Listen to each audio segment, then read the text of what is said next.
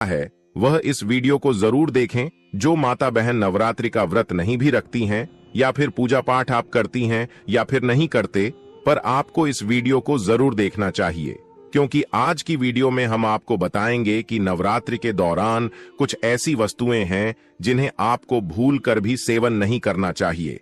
पर उससे पहले हम आपको बता देते कि इस बार नवरात्रि कितनी तारीख से प्रारंभ हो रही है और कितनी तारीख को समाप्त होगी। माताएं बहनों, आज की वीडियो आप पूरा जरूर देख लेना, क्योंकि आज की वीडियो देखा कि खास और ज्ञानवर्धक होने वाली है। अगर आप माता दुर्गा को मानते हैं तो इस वीडियो को लाइक कर दीजिए और जय मां अंबे, जय मां दुर्गा जरूर लिख दीजिए। ऐसा लिखने से भी आपकी हर मनोकामना इच्छा आज पूरी हो जाएगी, क्योंकि आज की वीडियो बहुत ही खास और ज्ञानवर्धक होने वाली है। इसलिए आप सभी से हाथ जोड़कर निवेदन है कि महायोग टीवी चैनल की इस वीडियो को आप पूरा देख लिखना। माताएं बहनें, आप सभी को हम बता दें कि आश्विन माह में मनाई जाने वाली नवरात्रि को शारदीय नवरात्रि के नाम से जाना जाता है। इसकी शुरुआत हर साल आश्विन माह के शुक्ल पक्ष की प्रतिपदा तिथि से होती है। चैत्र नवरात्रि 2026 की शुरुआत 19 मार्च 2026 गुरुवार से होगी और इसका समापन 27 मार्च 2026 शुक्रवार रामनवमी के दिन होगा।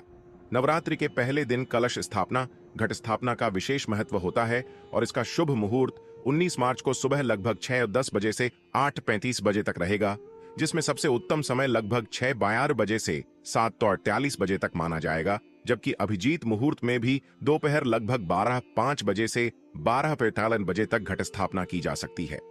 इन 9 दिनों में मां दुर्गा के 9 स्वरूपों की पूजा की जाती है। दुर्गा अष्टमी 26 मार्च 2026 को मनाई जाएगी और 27 मार्च 2026 को रामनवमी के साथ चैत्र नवरात्रि का समापन होगा। इस दौरान भक्त व्रत, पूजा पाठ और कन्या पूजन करके मां दुर्गा की कृपा प्राप्त करते हैं। नवरात्रि व्रत के दौरान अक्सर लोगों को कुछ ऐसी चीज खाने की सलाह दी जाती है जो न केवल शरीर को ऊर्जावान बनाए रखती है, बल्कि व्यक्ति को लंबे समय तक भूख भी नहीं लगने देती। लेकिन अक्सर लोग जानकारी की कमी के कारण अपनी डाइट में कुछ ऐसी चीजों को जोड़ लेते हैं जो सेहत को नुकसान पहुंचा सकती हैं।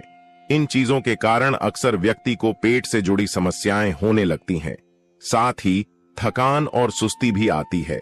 ऐसे में इन चीजों के बारे में पता होना जरूरी है। आज का हमारा लेख इसी विषय पर है। आज हम आपको अपने इस लेख के माध्यम से बताएंगे कि नवरात्रि व्रत के दौरान ऐसी कौन सी चीजें हैं जिनके सेवन से व्यक्ति को नुकसान पहुंच सकता है। नवरात्र व्रत में क्या नहीं खाएं? अनाज। नवरात्र व्रत के दौरान अनाज खाने से बचना चाहिए, क्योंकि यह व्रत में पूरी तरह से वर्जित होते हैं। इसमें गेहूं के आटे से लेकर मकई का आटा, सूजी और सभी प्रकार की दालों से बचना चाहिए। इसकी जगह आप साबूदाने और कट्टू के आटा खा सकते हैं। प्याज नवरात्र के दौरान हरगिज प्याज का सेवन नहीं करना चाहिए। यह तामसिक भोजन में आती है और इसके सेवन से आपका व्रत टूट सकता है। ऐसे फूड्स खाने से भी बचें जिसमें प्याज हो। आप लौकी, आलू और टमाटर का सेवन कर सकते हैं। साथ ही नवरात्र के दौरान लहसुन खाने से भी बचना चाहिए, क्योंकि यह तामसिक भोजन की श्रेणी में आता है। ज्यादा तला भुना नवरात्र के व्रत में कई बार आप लंबे समय तक भूखे रहते हैं। माताएं बहनों, महायुद्ध टीवी चैनल आपसे एक अनुरोध करना चाहेगा कि आप कमेंट बॉक्स में जय माता रानी अवश्य ही लिख दीजिए, जिससे कि माता रानी आपकी हर एक मनोकामना इच्छा पूरी कर दे और आप पर अपना विशेष आशीर्वाद आपको प्राप्त हो सके। इसलिए माता रानी के लिए इस वीडियो को लाइक और कमेंट बॉक्स में जय मां अवश्य ही लिखें। ऐसे में ज्यादा तला भुना खाने से ब्लोटिंग की समस्या हो सकती है। इस कारण आपकी तबीयत भी खराब हो सकती है। इस समस्या से राहत पाने के लिए हल्का और सुपाच्य भोजन खाएं। नवरात्रि में निम्नलिखित चीजें नहीं खानी चाहिए। मांसाहारी भोजन, मांस, मछली, अंडे और अन्य मांसाहारी उत्पाद। ये भोजन तमसिक ऊर्जा को बढ़ाते हैं और आध्यात्मिक विकास को बाधित करते हैं। नवरात्रि में मांसाहारी भोजन खाने से देवी की पूजा का फल नहीं मिलता है। मांसाहारी भोजन से शरीर में नकारात्मक ऊर्जा का प्रवाह होता है और मन अशांत होता है। शराब और नशीले पदार्थ। शराब, बियर, वाइन और अन्य नशीले पदार्थ, ये पदार्थ नकारात्मक ऊर्जा को बढ़ाते हैं और मन को अशांत करते हैं। नवरात्रि में शराब और नशीले पदार्थों का सेवन करने से घर में अशांति और कलह का माहौल बनता है। शराब और नशीले पदार्थों से शरीर और मन दोनों पर नकारात्मक प्रभाव पड़ता है। लहसुन और प्याज। लहसुन, प्याज और अन्य अशुद्ध सब्जियां, ये भोजन तमसिक ऊर्जा को बढ़ाते हैं और आध्यात्मिक विकास को बाधित करते हैं।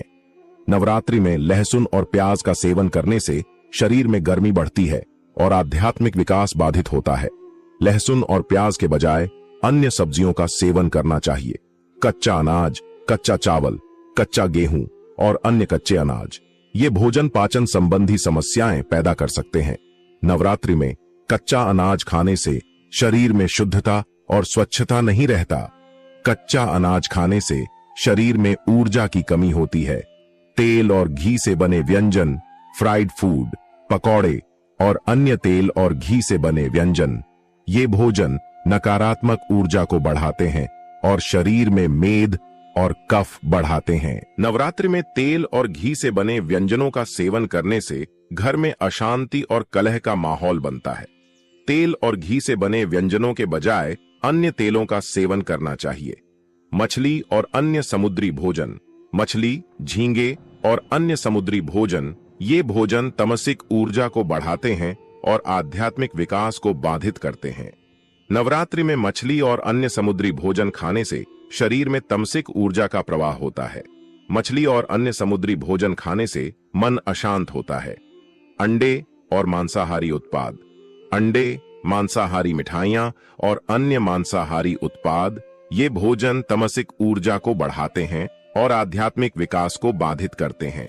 नवरात्रि में अंडे, नवरात्रि के दौरान इन चीजों को खाने से बचें। कुछ लोग नवरात्रों में अपने दिन की शुरुआत फलों के साथ करते हैं, लेकिन नाश्ते में केवल फल खाना सेहत के लिए नुकसानदायक हो सकता है। माताएं, बहनों, महायुद्ध टीवी चैनल एकमात्र ऐसा चैनल है जो फ्री माध्यम से आप सभी को इतनी ज्ञानवर्धक जानकारी देता है।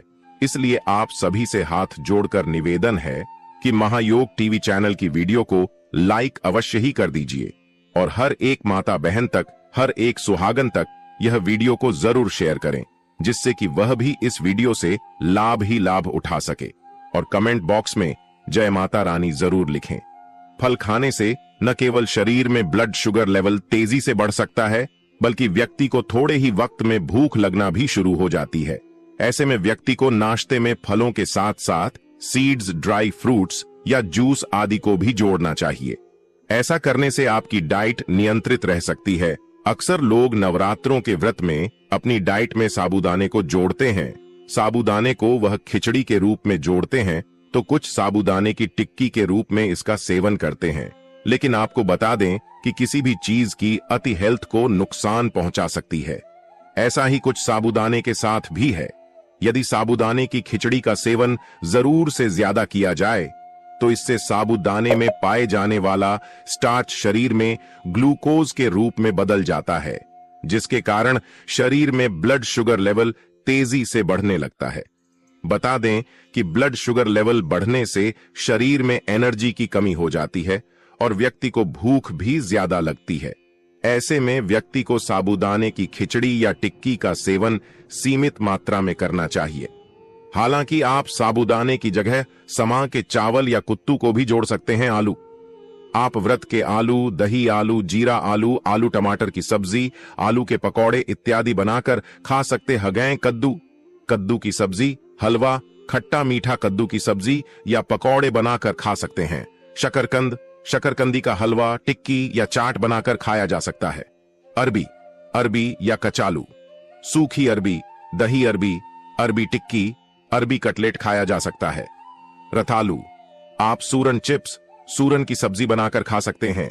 केला या कच्चा केला, कच्चे केले का प्रयोग आप सब्जी, केले के फ्राई और केले के चिप्स बनाकर खा सकते हैं। कच्चा या आधा पका। पपीता, कच्चे पपीते से आप पपीते का हलवा और सलाद बना सकते हैं। टमाटर, आमतौर पर टमाटर को करी या सब्जी में डाला जाता है।